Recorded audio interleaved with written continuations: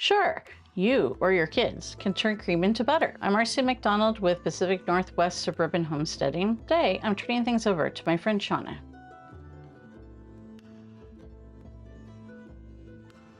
Homesteading. The word homestead conjures up an image of a log cabin on the prairie, the menfolk of the household plowing the North 40 with a brace of oxen, the women tending their garden and churning butter on the front porch. But what does homesteading mean in our modern era? Modern homesteading isn't a precise reenactment of what our great-great-grandparents were doing. We still espouse the principles of sustainability, of self-sufficiency, of creating, repairing, preserving, and otherwise extending our own resources.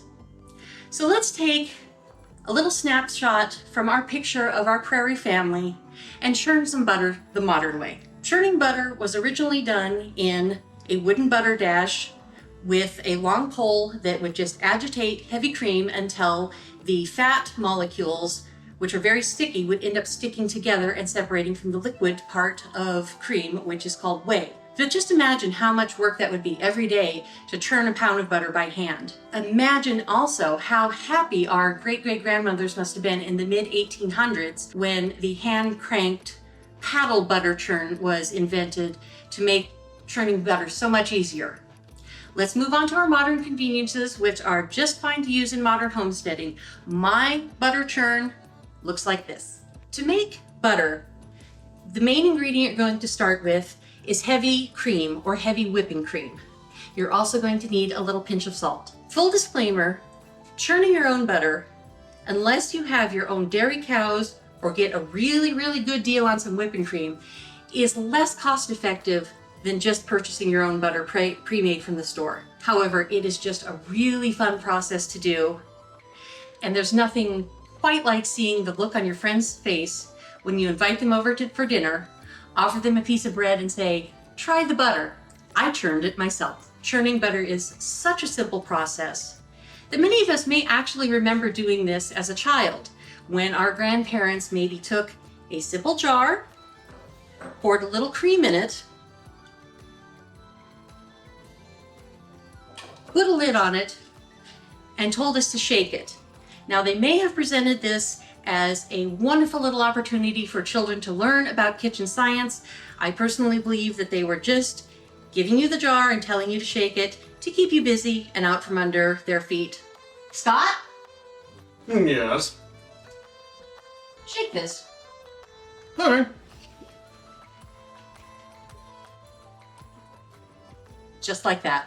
You'll get slightly faster and better results if you start with whipping cream that's close to room temperature. We're just going to take this and pour it into the bowl of our stand mixer.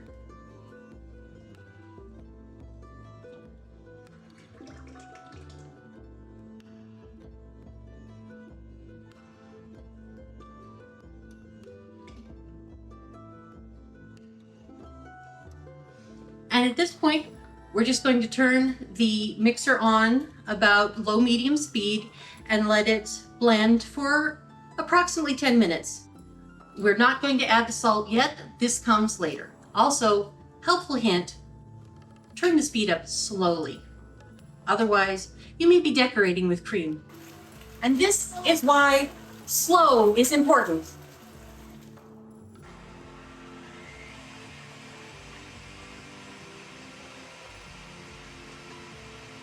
And now we wait.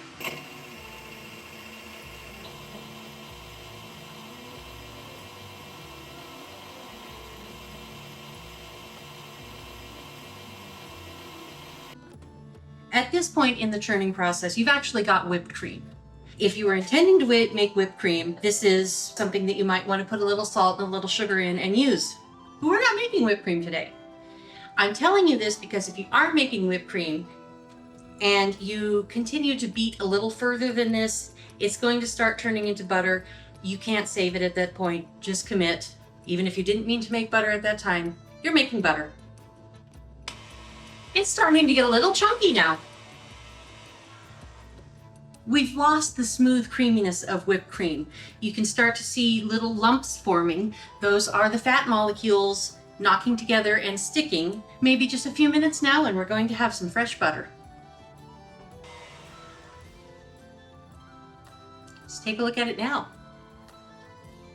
Starting to develop a slightly more characteristic yellow color. From my experience, I know it's about ready to turn. So just grab yourself a rubber scraper, scrape down the buttercream that has climbed up the walls of your mixing bowl, just to make sure it all gets incorporated evenly.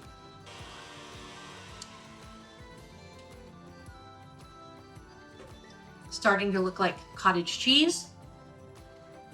Starting to develop a very thick and slightly greasy texture. Tastes good too. One more quick scrape of everything down the sides of the bowl, and look at that.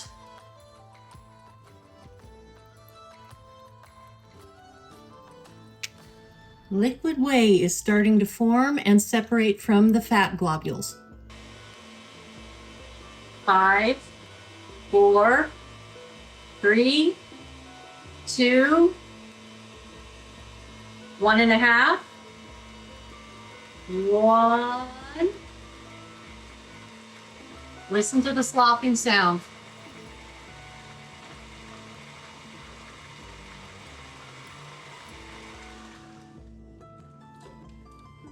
We have butter. We do need to drain the whey off of it. The whey is the liquid part of the milk, which mostly contains a little bit of protein and riboflavin. I actually don't recommend dumping it just down the drain. It has enough minerals that it could be a helpful supplement for your garden. If you collect a lot of it, you might want to look into making ricotta cheese with it. But right now, we're interested in the butter solids. Butter at this stage is actually perfectly edible if you're going to eat it up right away. But if it's going to be stored for any length of time, you're going to want to drain all of the whey off and rinse it carefully. Extra whey will cause the butter to sour more quickly. At the same time, you're going to want to stir in a little salt. The salt, in addition to giving it a good flavor, will help to dehydrate the last little bits of the whey and the water that we rinse it with. At this point, we need the rest of our equipment. A colander, some people call them a sieve or a strainer, a bowl that we can put some cold water in. It does not necessarily have to be ice water. It just needs to be colder than the melting point of your butter so you don't accidentally melt it while you're washing it. You're also going to want some paper towels and our handy rubber scraper. We're going to get the butter knocked out of our whisk into our colander.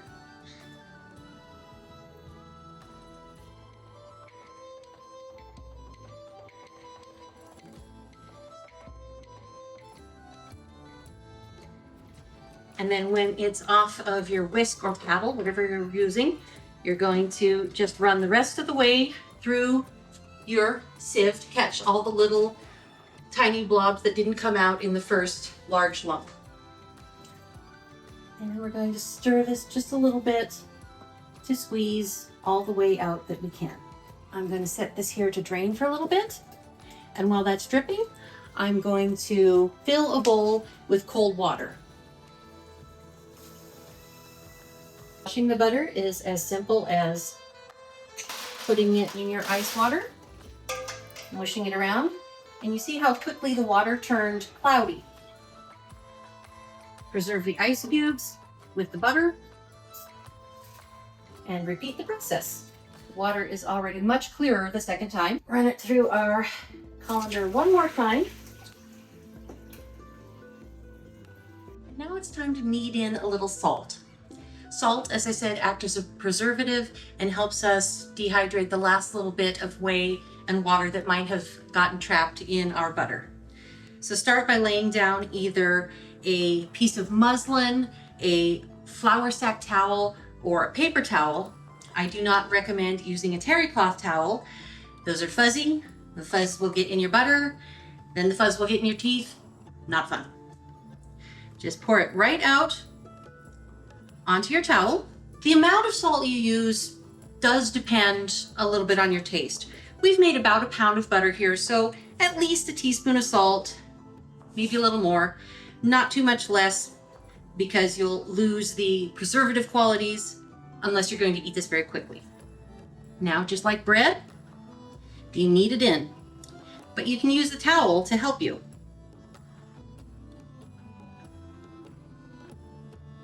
Folding it over a few times, not only to distribute the salt evenly, but to squeeze out all the liquid that you possibly can. Once your towel gets saturated, grab another towel, grab some paper towels, and just keep kneading it until you can get it as dry as possible.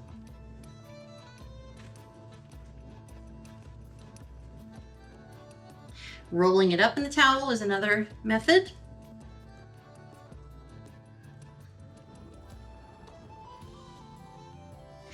Just press it, fold it, and continue to press it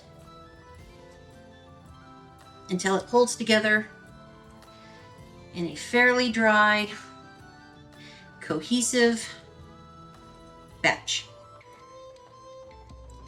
Pat it down one more time with a paper towel.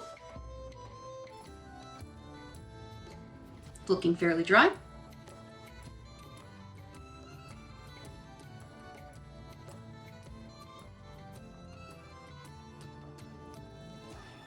And your butter is ready to go into the refrigerator, to freeze. This freezes very well. Or to spread on some toast and taste test. You?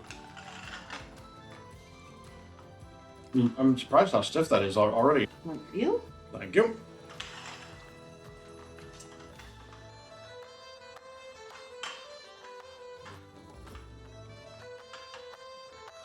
More butter, please. Well, slanchava. Ching. So much better than commercial butter. Mm-hmm. You know what else would be good? You ever heard of compound butter? Mm-hmm.